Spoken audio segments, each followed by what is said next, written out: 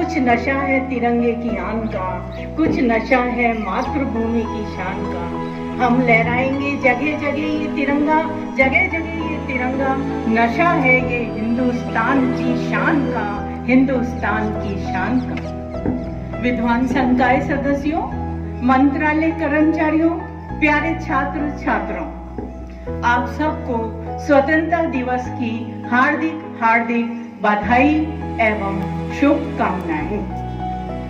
इस बार कोरोना से सुरक्षित रहने के लिए आप सब महाविद्यालय नहीं आ रहे हैं, सोशल डिस्टेंसिंग का पालन कर रहे हैं, घर में सुरक्षित हैं, इसलिए आप महाविद्यालय नहीं आ रहे हैं। तो एक बार पुनः आप सारे विद्यार्थियों को भारत की 74वीं स्वतंत्रता की वर्षगांठ पर मेरे अंतरंग मन से हार्दिक शुभकामनाएं देती हूँ। साथियों, हम सभी जानते हैं कि आज ही के दिन 15 अगस्त 1947 को भारत अंग्रेजों की गुलामी से, जंजीरों से, दास्ता से, बेड़ियों से मुक्त हुआ, उसे आजादी मिली, स्वतंत्रता प्राप्त हुई और इसलिए हम 15 अगस्त 1947 से आज तक प्रतिवर्ष हर्ष उल्लास के साथ, बड़े खास जश्न के साथ स्वतंत्रता दिवस समारोह आयोजित करते आ रहे हैं। इस बार भी हम महाविद्यालय में उपस्थित नहीं है बच्चे, लेकिन फिर भी हमारे बच्चे जागरूक हैं, आज घर पर अपने स्वतंत्रता दिवस का आयोजन अवश्य कर रहे होंगे।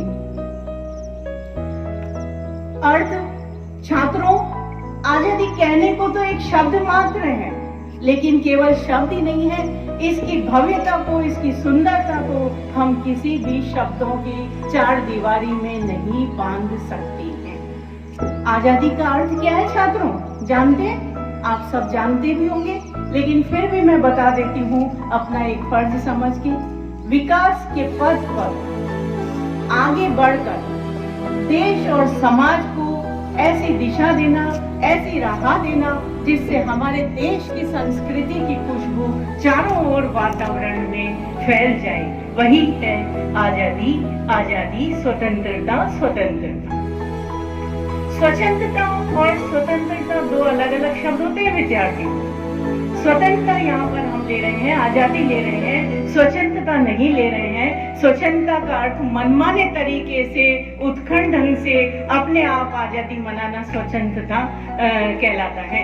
हम यहाँ स्वतंत्रता दिवस है, आजादी दिवस है, जिसमें विकास के पथ पर आगे बढ़कर हमें ऐसी राह पर आगे चलना है जिससे हमारा देश अग्रसर हो, आगे बढ़े, प्रगतिशील राष्ट्रों की श्रेणी में आए और हमारे भारत माँ की जो संस्कृति है उसकी खुशबू चारों ओर फैलती चली जाए। इतिहास विद्यार्थियों, आपने स्कूलों में पढ़ा होगा, सन 1857 में प्रथम स्वतंत्रता संग्राम रानी झांसी की रानी लक्ष्मीबाई और मंगल पांडे के द्वारा किया गया था। उसके बाद वो केवल संग्राम नहीं रहा, महासंग्राम बन गया और महासंग्राम में बहुत सारे वीर सेनानी, स्वतंत्रता सेनानी, देश के महानायक उस महासंग्राम में शामिल होते चले गए, कूद पड़े, उसमें जुड़ते चले गए। तिलक का नाम तो आप सब जानते ही हैं। स्वराज्य मेरा जन्मसिद्ध अधिकार है, मैं इसे लेकर के ही रहूंगा। इसी तरह से चंद्रशेखर आजाद आजादी को अपना धर्म बना लिया, अपने धर्म से मर मिटने पर उतारू हो गए।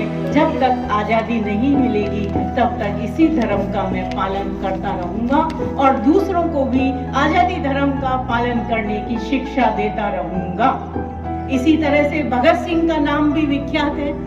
देशभक्ति की अद्वितीय लहर उनके तन मन बदन में लहर रही थी और उसी का प्रमाण उन्होंने हम संपूर्ण भारतवासियों को दिया और हमारे भारतवासियों में, हम में भी भगत सिंह के चिन्हों पर चलकर देशवासियों के बीच में उस समय के में देश एकता की, राष्ट्र प्रेम की भावना कूट कूट करके भर देते। इतना ही नहीं साथियों, विद्यार्थियों, इन सबके साथ साथ सुभाष चंद्र बोस, महात्मा गांधी, जवाहरलाल नेहरू, डॉक्टर राजेंद्र प्रसाद, मौलाना अब्दुल कलाम आजाद, इनके योगदान को भी हम भुलाए नहीं भूल सकते। ये कुछ ऐसे भारत के वीर स्वतंत्र सेनानी हैं जिन्हें आज हम याद करे बिगड़ नहीं रह सकते, उन्हें हम श्रद्धांजलि अर्पित करते हैं, उनको हम नमन करते हैं।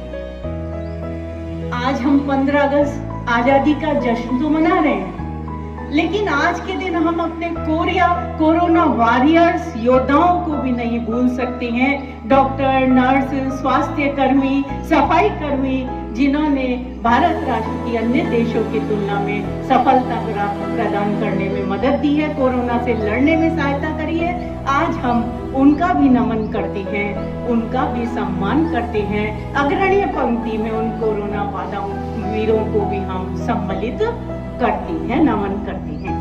इसी तरह से आप लोगों को पिछले दिनों की घटना याद होगी, गलवान की घाटी के बलिदानियों को भी हम कैसे भूल सकते हैं, उनको भी आज के दिन हम याद करते हैं, सलाम करते हैं, नमन करते हैं। 2 पंक्तियां अगर मैं यहाँ कहूंगी तो कोई अतिशयोक्ति नहीं होगी। देश के खातिर जो चढ़ गए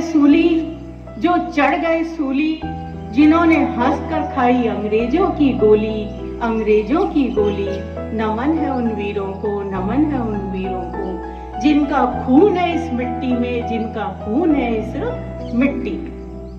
तिरंगा।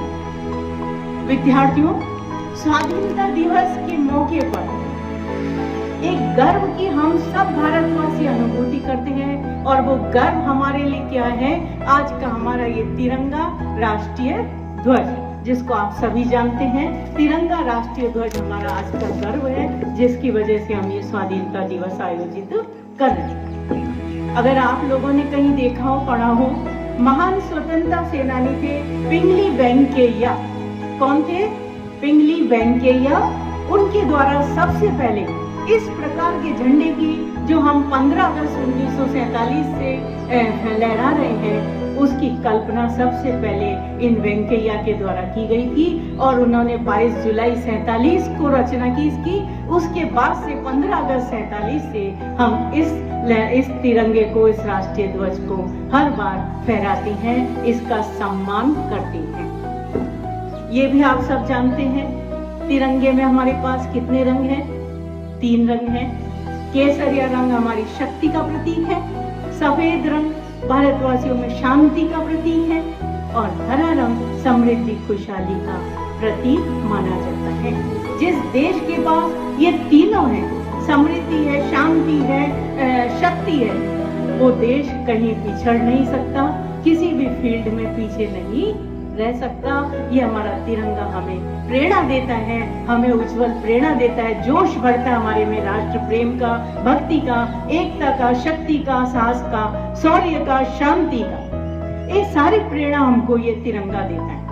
एक चीज और है, इसमें जो अशोक चक्र है, 24 तीलियां हैं, वो हमें जीवन को हमेशा आगे की ओर चलायमान, गतिमान बनाए रखने के लिए प्रेरित करता है। जैसे 8 पैर होते हैं हमारे, उसी तरह से ये चक्र है, इसकी जो तीलियां हैं, वो भी हम भारतवासियों को तिरंगे के साथ साथ अपने जीवन में गति करते रहने के लिए, आगे बढ़ते रहने के लिए, स्टेप बाय स्टेप हम जीवन में आगे बढ़े, तरक्की करें, इसके हमें ये चक्र हमें प्रेरणा देता है।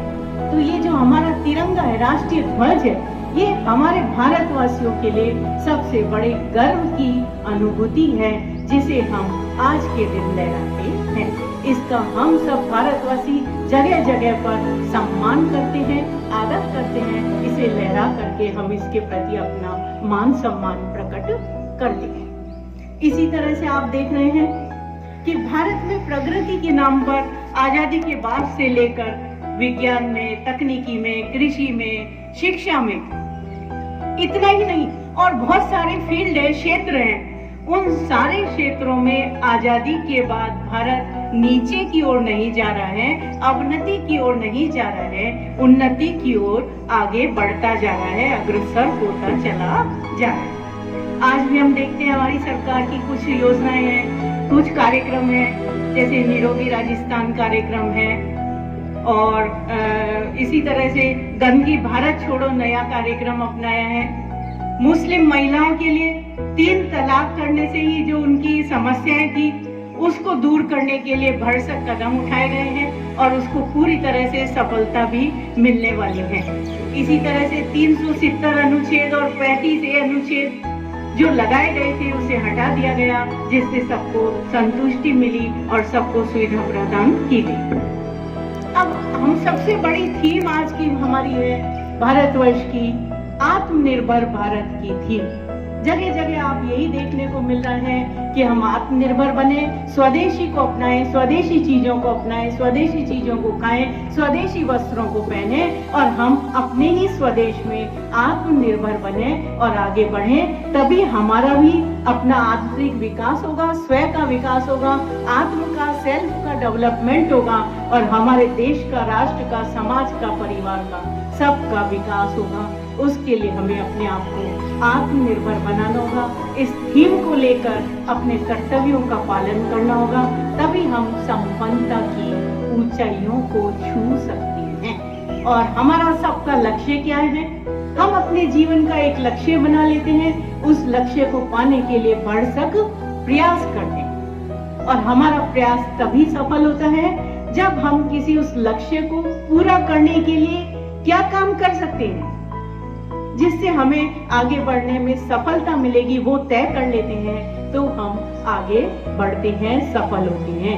आप में से सत्यवती बैठी है यहाँ पर, फैसल है और है, तो दीपक सर को उनके कार्यों की वजह से, हर क्षेत्र में उत्कृष्टता की वजह से, व्यवहार की वजह से, आचरण की वजह से, पाबंदी की वजह से, अनुशासन की वजह से आप विद्यार्थी चाहते हैं।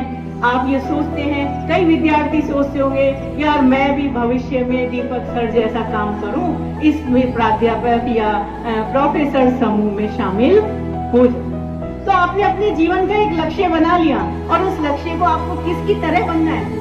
अपना एक रेफरेंस ग्रुप तय कर लिया, संदर्भ समूह बना लिया, उसके अनुसार आप चलोगे तो आप जीवन में अवश्य ऊंचाई की तरफ जाओगे, सफलता आपको मिलेगी और एक दिन आपका लक्ष्य अवश्य ही पूरा होगा।